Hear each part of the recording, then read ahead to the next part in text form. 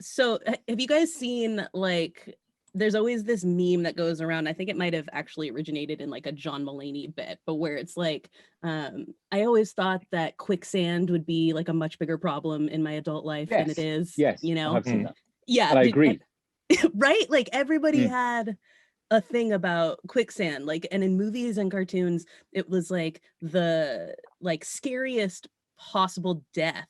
It Yeah. was just like someone just sinking down into this, eventually like a hand, and you're like yelling at the TV, like, don't No, panic, don't lie move. flat, just lie flat on your back. That's how you do it, isn't it? Yeah, why do we all know how you're supposed to deal with quicksand? Like it's so, and it could be Don't wrong. struggle. Yeah. For all I know. Like, I don't know, maybe that's not even real. Maybe that's the opposite of it. Maybe you should absolutely panic, and that's how you get out of quicksand. Flap your arms around like Kermit. Yeah. That's the secret to getting out of quicksand. All that to say, I spent a lot of time worrying about quicksand as a youth, when really I should have been worried about sinkholes. Oh, You don't. Oh, Yeah. oh no. You spent much time thinking about sinkholes, friends? All I know is that whenever I see a picture of sinkholes, my stomach drops down to the floor, and just the fucking sorry to hijack this a little Do bit, it, right? please But do. Go for it. you've stumbled upon something which always generates a visceral kind of fear response in me. Yeah, Not I've just never seen you sinkholes. react like this before. Oh, as soon as you said the word sinkholes, it's the fact you can't see the bottom, and it's huge, and they always like a photo of them from a helicopter. And not just sinkholes as well, right? Also really, really tall structures.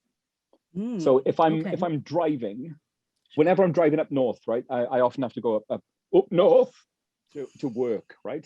And I always have to drive past a power plant, and the cooling towers of this power plant, I always look at them, and as I'm driving past, I try not to look at them, because I think about sitting on the edge of one with my legs dangling over the side. Oh gosh. Just looking down and being fucking viscerally afraid. So that's yeah, fascinating.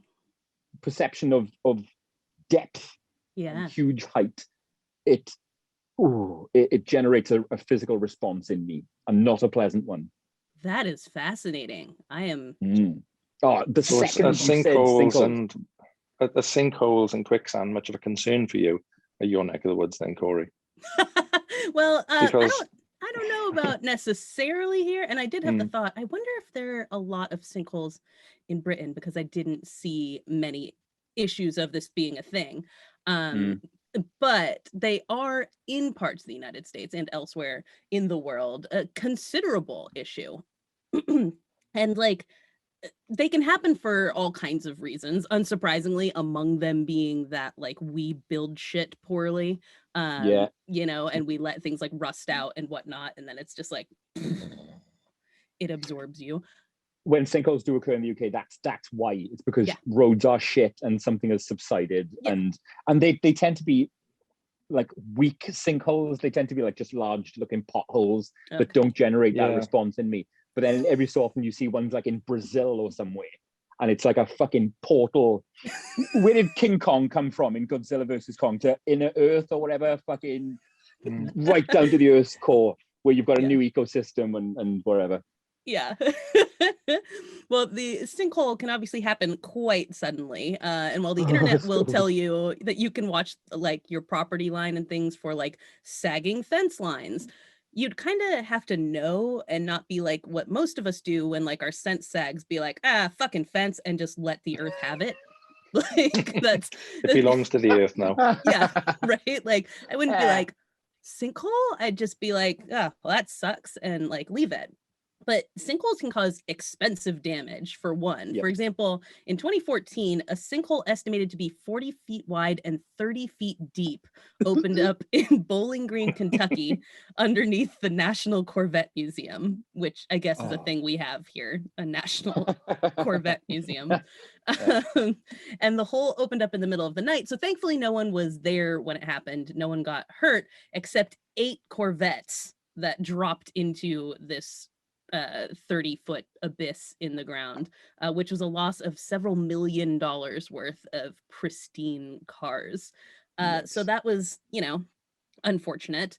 but nobody got hurt. It's just some, damage to some cool cars. They can cause much larger disasters too, though. For example, in 2007, people in Guatemala City reported a series of rumbling noises for several weeks.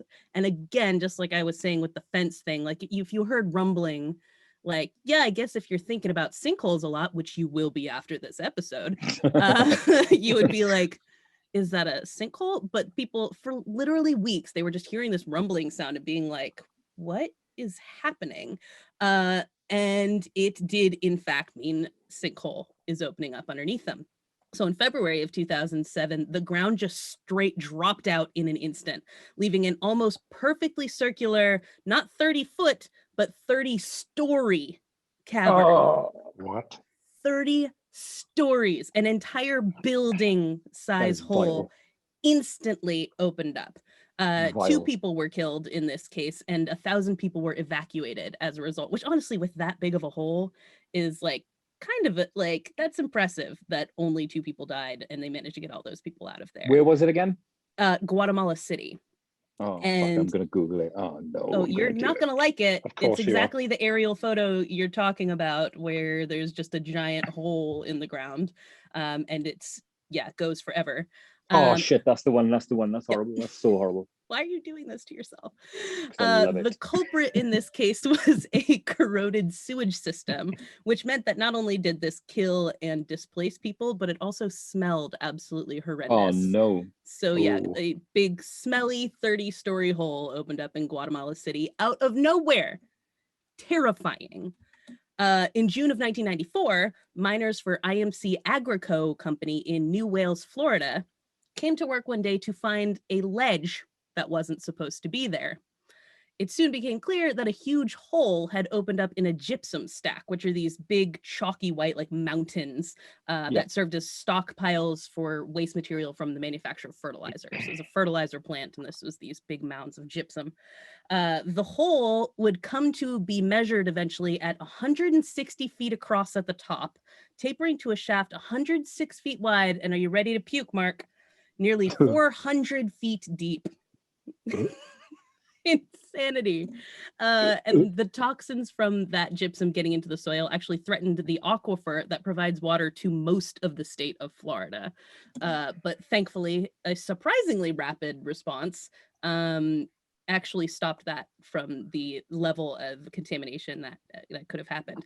The sinkhole. Now I'm in a strange zone of being terrified and disgusted at the notion of the sinkhole, while very entertained by the phrase 140-foot shaft. It's an interesting place. Sorry, I digress. Please continue. Your brand is strong, sir. It's, That sinkhole was apparently caused by erosion. So there's that. And Florida is home to a shit ton of sinkholes. Because of course it is, it's Florida. According to CNN, though, it's because the state lies on bedrock made of limestone or other carbonate rock that could be eaten away by acidic groundwater, forming voids that collapse when the rock can no longer support the weight above it. And Hillsborough County in Florida is legit referred to as Sinkhole Alley because it's where the majority. Why would somebody want to be Why anywhere would you near live that? there? Why would you live there? What? And it's where Roughly move, honey. gained? Yeah.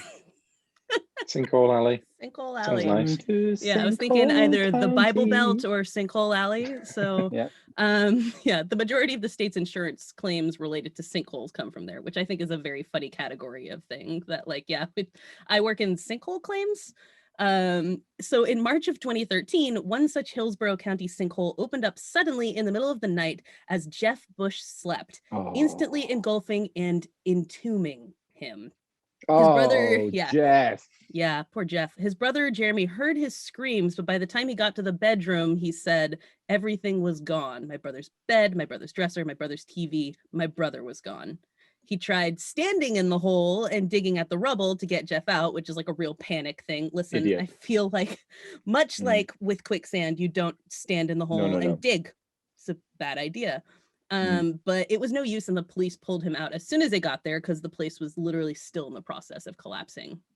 5 other people who were in the house were able to get out, and it appeared the sinkhole literally started in the bedroom and then expanded outward, taking the rest of the house with it, like fucking Monster House. It just continued to deepen until other houses in the neighborhood had to be evacuated as well. They were never able to recover Jeff Bush's body. Just disappeared into the void. And that's twice now you've used the V word, right? And that goes right to the heart of what I fucking hate about Sinkholes so much. You can't see the bottom. You don't know when they're going to open. It's going to happen at night. Jeff is still fucking down there somewhere. You know what I mean? No one ever saw Jeff again. Yeah, he is. Like I've been in Bill and Ted's Bogus Journey. Jeff is still plummeting down to fucking Kong's fucking ecosystem in the middle of the earth. Yeah, I hate it, CoRri, and I wish you'd never spoken about it. So why then are we not being inundated all the time with GIFs and memes and whatever on how to survive sinkholes as well as the quicksand? Yeah. Where's I the think memes? we need to revisit this. How does one survive a void? If there's an industry, None of us are prepared for this, or maybe that's it. Maybe we can't prepare, and the reason that they give us quicksand instead is because, hey, at least you got a chance, buddy. But you don't got a chance in the void. Sinkhole voids come at you fast, and they come hard. While you're asleep. I believe Ferris Bueller said that. To paraphrase Ferris Bueller, sinkholes happen pretty fast.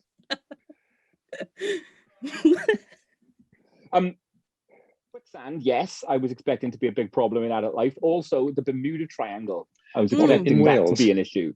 Yeah. No, I mean, I felt as though the Bermuda Triangle would be far bigger news than it was. Yeah. Than it turned out to be as an adult. I would often read of the Bermuda Triangle. Just me then? No, absolutely. I did the same thing.